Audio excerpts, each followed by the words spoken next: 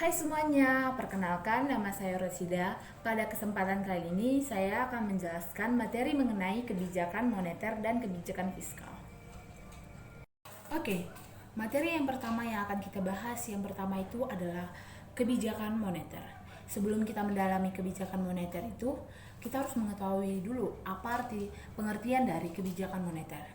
Dari kata kebijakan, dapat kita ambil kebijakan itu adalah tindakan yang dilakukan. Sedangkan moneter adalah mengenai keuangan yang dilakukan oleh bank sentral yang bertujuan untuk mengatur jumlah uang beredar. Dapat kita simpulkan berarti kebijakan moneter adalah tindakan yang diberikan pemerintah melalui bank sentral untuk menguasai jumlah uang yang beredar. Selanjutnya akan kita bahas adalah tujuan dan peran dari kebijakan moneter. Tujuan dan peran kebijakan moneter terbagi menjadi 4. Yang pertama itu adalah menjaga stabilitas ekonomi, yang kedua menjaga stabilitas harga, yang ketiga meningkatkan kesempatan kerja, yang keempat memperbaiki posisi neraca perdagangan dan neraca pembayaran. Mari kita bahas satu persatu. Yang pertama, menjaga stabilitas ekonomi. Dari kata stabil berarti artinya itu keseimbangan. Dapat kita simpulkan berarti di sini adalah menjaga keseimbangan antara jumlah uang beredar dengan jumlah barang dan jasa yang tersedia. Selanjutnya yang kedua adalah menjaga stabilitas harga. Stabilitas harga di sini maksudnya adalah menjaga keseimbangan antara jumlah uang beredar dengan jumlah barang dan jasa yang menghasilkan harga.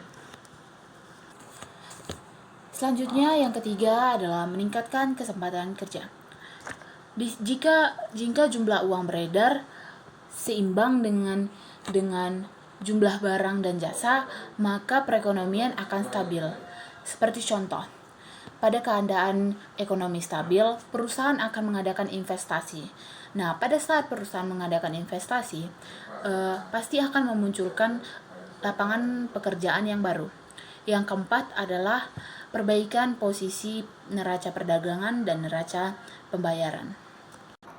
Yang keempat adalah memperbaiki posisi neraca perdagangan dan neraca pembayaran. Jika negara mendevaluasi mata uang rupiah ke mata uang asing, maka itu akan memperkuat daya saing dan meningkatkan jumlah ekspor.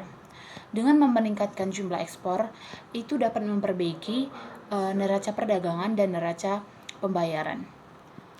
Selanjutnya yang akan kita bahas adalah instrumen kebijakan moneter. Instrumen kebijakan moneter terbagi menjadi 2. Yang pertama, instrumen kebijakan moneter kuantitatif, dan yang kedua, kebijakan moneter kualitatif.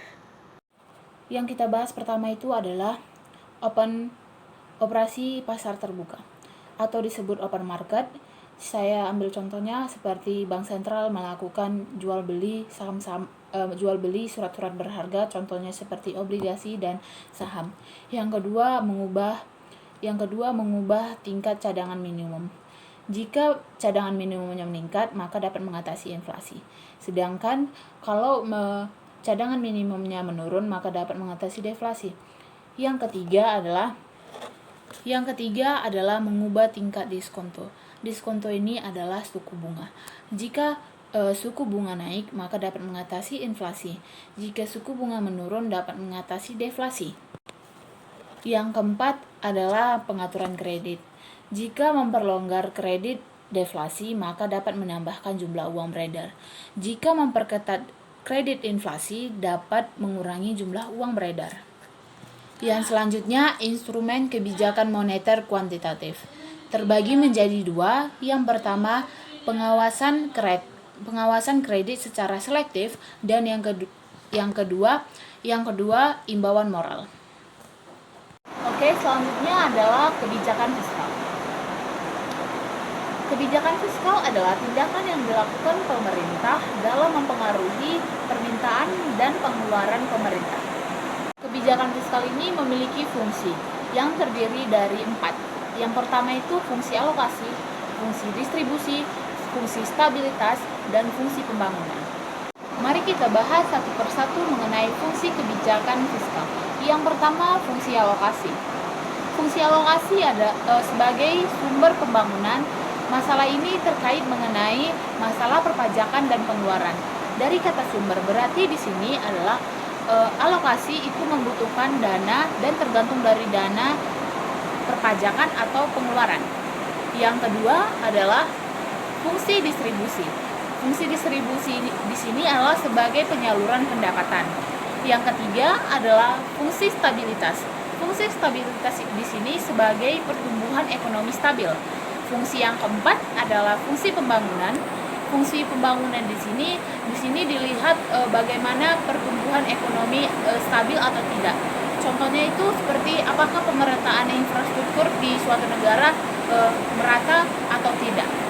Selanjutnya yang kita bahas adalah instrumen kebijakan fiskal. Instrumen kebijakan fiskal terbagi menjadi 2. Yang pertama itu sistem perpajakan dan yang kedua itu adalah politik anggaran.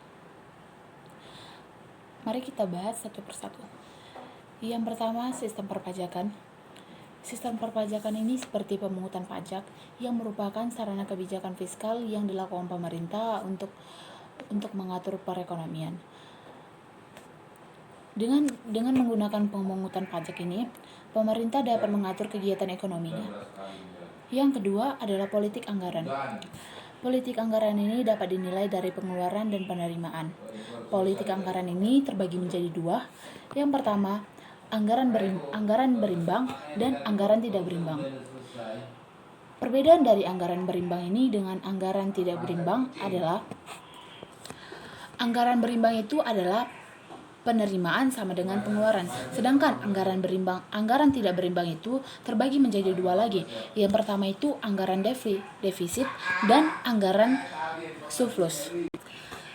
Anggaran defisit adalah penerimaan lebih besar daripada pengeluaran. Sedangkan anggaran surplus adalah penerimaan lebih besar daripada pengeluaran.